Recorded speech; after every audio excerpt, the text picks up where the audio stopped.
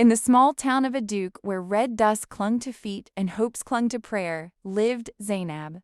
She was once a full-time wife with dreams neatly folded beside her husband's shirts. Then one morning, her husband packed a small bag and said he was going to look for work in the city. He never returned.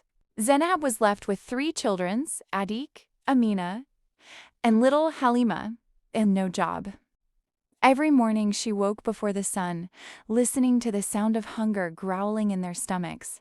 She would smile anyway, because a mother's smile can sometimes be stronger than food.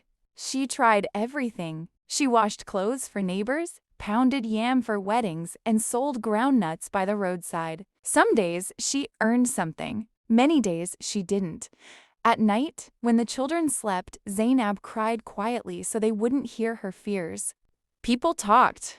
Her husband abandoned her, they whispered. She has no work, others said, but Zainab refused to abandon herself. One afternoon, while helping an old woman roast corn, the woman said, "My daughter, your hands are strong. Why not start cooking bean cakes and pap for sale?" Zainab had little money, but she borrowed a small pot and used her last savings to buy beans.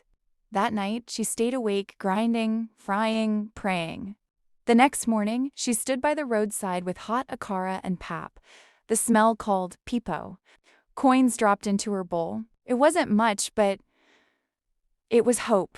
Days turned into weeks, weeks turned into months. Zainab became known as Mama Akara. Her children started school again. At night, they ate together and laughed, even if the food was simple. One evening, Sadiq asked, "Mama, will Daddy come back?"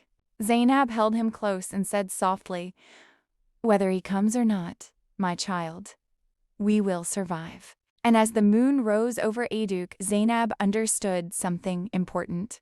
She was unemployed, yes, abandoned maybe, but she was never defeated.